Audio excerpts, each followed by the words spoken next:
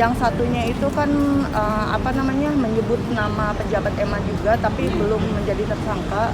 Jadi aku nggak mau yang fullnya itu aku simpan baik-baik gitu kan, karena belum tersangka. Yang aku bantu ini yang memang sudah jadi tersangka. Itu aja sih. Jadi tadi ditanya ciri-cirinya, aku sampai saat ini masih hafal banget ciri-cirinya. Aku bilang kalau ada semua penyidiknya, aku bisa lihat gitu. Intinya Ocha di sini hadir bukan untuk melawan KPK, tapi lebih kepada membantu mengungkap sebuah kebenaran. Kalau memang Halo Sobat Forum, bersama saya Puspita Chandra Dewi. Inilah Forum hari ini.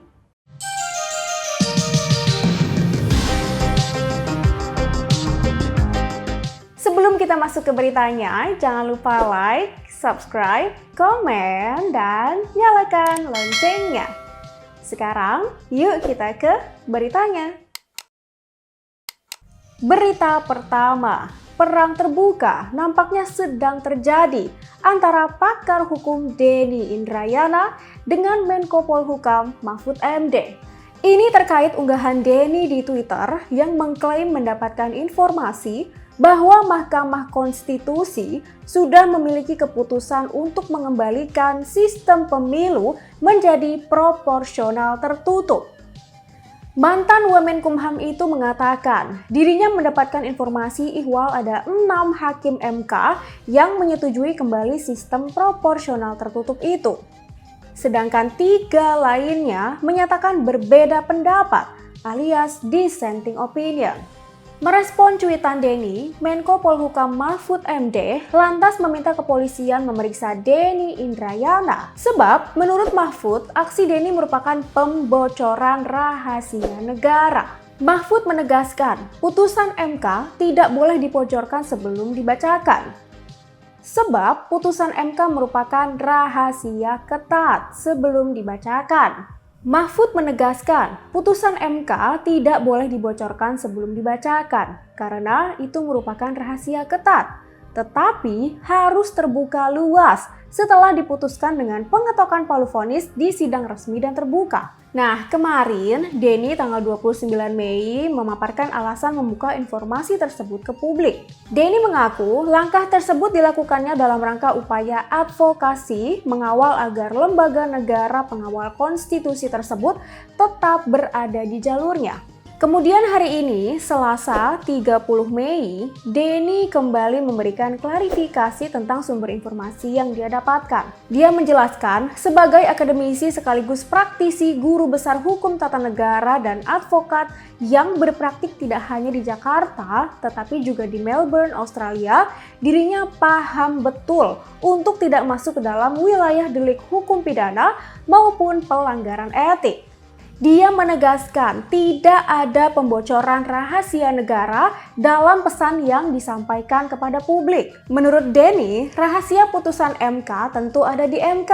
Sedangkan informasi yang dia dapatkan bukan berasal dari lingkungan MK, bukan dari hakim konstitusi maupun elemen lain di MK. Lanjut Denny, informasi yang dia terima tentu sangat kredibel dan karenanya patut dipercaya. Maka Denny memutuskan untuk melanjutkannya kepada khalayak luas sebagai bentuk public control atau pengawasan publik agar MK hati-hati dalam memutus perkara yang sangat penting dan strategis tersebut. Berita berikutnya masih datang dari isu MK yang akan mengembalikan sistem pemilu ke proporsional tertutup. Menko Polhukam Mahfud MD mengatakan sudah melaporkan hasil pertemuannya dengan MK soal dugaan kebocoran putusan uji materi Undang-Undang Pemilu. Mahfud MD melaporkan hal tersebut kepada Menteri Sekretaris Negara Pratikno. Namun dirinya enggan membeberkan lebih lanjut mengenai isi pertemuannya. Mahfud memastikan bahwa MK belum memutuskan gugatan mekanisme pemilihan legislatif di pemilu 2024. Menurutnya, isu yang beredar saat ini merupakan analisis orang luar yang mungkin saja hanya melihat sikap-sikap para hakim MK, lalu dianalisis sendiri. Mahfud juga mengatakan bahwa MK akan mengeluarkan putusan terkait sistem pemilu pada minggu depan. Berita berikutnya datang dari kabar seorang wanita bernama Linda Susanti atau Ocha kembali mendatangi KPK. Dia mengaku memiliki bukti untuk membantu Sekretaris MA, Hasbi Hasan, dalam kasus suap penanganan perkara di Mahkamah Agung. Ia mengaku memiliki bukti berupa rekaman untuk membantu Sekretaris MA, Hasbi Hasan, dalam kasus suap penanganan perkara di Mahkamah Agung. Ocha mengaku secara tidak sengaja merekam percakapan yang diduga membicarakan kasus dugaan suap hakim dan menargetkan Hasbi Hasan menjadi tersangka dengan imbalan ribuan dolar. Saat ditanya mengenai agenda dirinya kembali ke KPK, Ocha mengatakan tim penyidik dan dirinya memutar rekaman tersebut. Ia juga menerangkan bahwa dirinya memiliki rekaman yang disimpannya dengan baik. Berita berikutnya datang dari PDIP yang menyiapkan 10 nama bakal calon wakil presiden pendamping Ganjar Pranowo. Hal tersebut disampaikan oleh Ketua DPP PDIP, Puan Maharani, saat konferensi pers pertemuan dengan P3 di kantor DPP P3 Menteng, Jakarta Pusat kemarin. Namun, ia tidak menjabarkan 10 nama tersebut karena masih dalam proses penjajakan. Di kesempatan yang sama, PLT Ketua Umum P3 Mardiono mengatakan pihaknya akan mengusulkan 2 nama bakal calon wakil presiden pendamping Ganjar Pranowo di Pilpres 2024. Namun, lagi-lagi ia juga tidak mau membocorkan nama-nama yang masuk dalam daftarnya. Berita terakhir datang dari PSSI yang resmi mengumumkan daftar harga tiket FIFA Matchday antara Indonesia melawan Argentina. Albi Celeste dijadwalkan melawan skuad Garuda di Stadion Gelora Bung Karno, Jakarta pada 19 Juni 2023 mendatang.